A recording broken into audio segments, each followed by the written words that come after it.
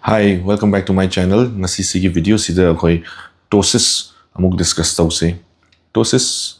hierarchy natraga blepharoptosis hierarchy. Blepharoplasty haisina eyelid surgery. Blepharoptosis haisina eyelid che chondharaga leiba. Droopy eyelids or leiba natraga fall tor leiba natraga phajana pangma ngamdaba se. Akoi gi upper eyelid se koina mid pangmada muscle ani na manung dagi chingkhat ini levator palpebrae superioris haiba main muscle ama adagi ani suba muscle jina molars muscle haiba ma so sigi muscle ani se kai gomba phajana function toraga chingkhat pa ngamdraba adudi muscle jiga samnariba akhui manung da tarsal plate adagi skin simyam se chingkhatraga di eyelid se pulap oina pura sai chingkhat oidene ama amana saina chondhar leituni sumaina chingkhatte saruk sumaina leituni so sigi maram je kai oibi amadi pok podigi adum taropia adubu koibi congenital condition congenital hedi pok podigi dum taropa sisina cause ama leire atop pok podigi yaw traga su kona develop taropa sina acquired conditions hai acquired oragadi kari mong na oibi firstly nerve ki problem oiba neurogenic cause hai tare अखोई brain दगी muscle द लाइबा signal लाइसे असि मरक सिदा nerve दगी signal थादोरकपदो खर सोनबा हाइतारे अदु ओरेगदी मसल दो फजना फंक्शन तौरoi अनि सुबदा मसल मसामक द प्रॉब्लम लेबा मसल से सोनबा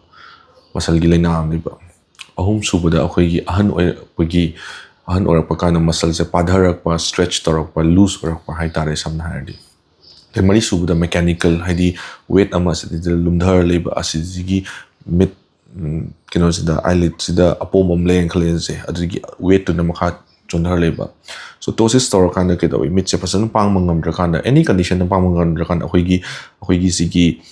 skin and fat extra यावबसे asians दा सिसिनो ओइगेरा नत्रगा ptosis की मसल न पांग मंगम दoi ओइगेरा अखोइ सुम थबाम तो कांदा खदां साइन तौर गिंग खतम होने मिड से फसन पांगम द्रमिना तुमनिंग येंग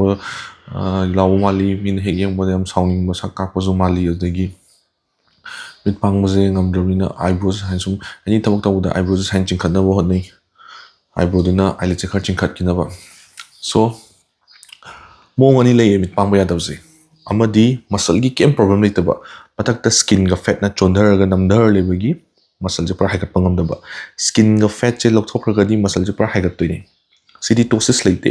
मागी puffy eyelids तुना नमदरगा मिड पांग मनुंगाइतबा अदुना अखोइना eyelid surgery तब खांदा मिड पांग मनुंगाइतबा मी से अखोइना स्किन ग फैट जे लौथोखरगदी सोइना हाइकलक पनुंगाइ मागी eyelid तो मिड पांग मनुंगाइरे ई अदुबु puffy eyelids लेत्रगसु मिड पांग मनुंगाइतबा मी ले अदुना मसाइ ptosis लेजरे अदुगी ptosis सु लेबा स्किन फैट सु लेबा मथकता aduna animak mix oina leba so eyelid surgery ga mari lenaba akhoi cosmetic surgery ga mari lenaba wa ma hana haiza hoge mid che swine pangadam ne pura swine pangin khalase ba adu somjina ptosis leitaba site neba eyelid surgery tor kana mid pangmu nungai sign pangreba somjina ptosis leirammeba han di khangdaba phajani yang hodawigi adu maje eyelid surgery tor ga skin fat chondhara podo du lokthok kanda still maje pangmangam deba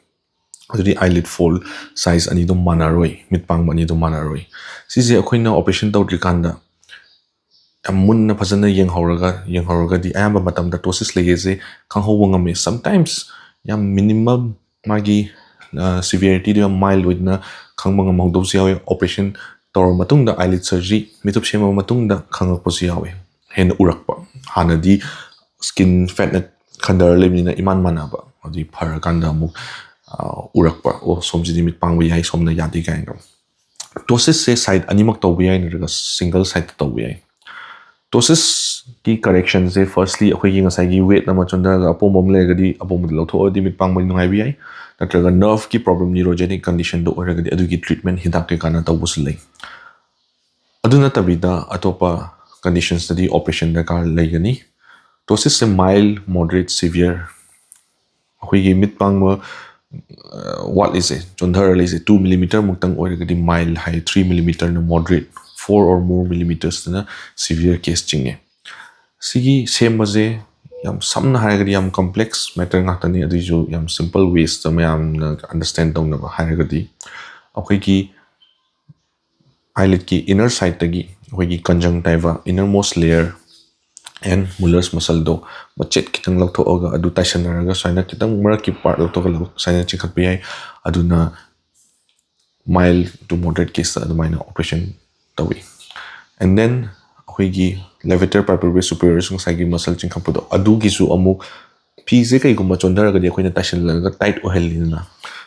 curtain yam sangadi kitang pixel hanbi ai puri kangau sangadi marak part kher ka aga khana chingkhat ki bi ai cham ani adumaina but sisina medical oiba hakchang da oiba wani adugi sagi muscle da kitang saina short to holaga chingkhat laga di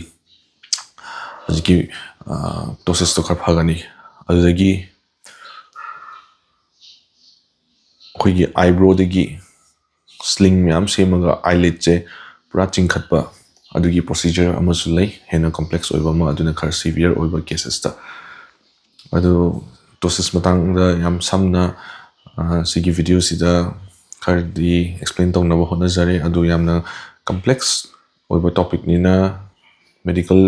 language ta ngang ragadi amuk aisu kamaina explain tawdina khangde hojiki oina di aduga hojiki oina di aina videos sembaje direct aina isagi matam kar sangma matam da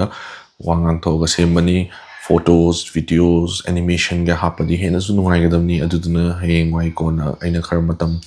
lega kanda same na bahona zarake same topics se ado hojiki oina aina videos animation hapna masum hona lega di video namaga upload tawse amuk sum delay tawraga lerani. Thank you so much for watching. Matangi video dong tengna se. Bye.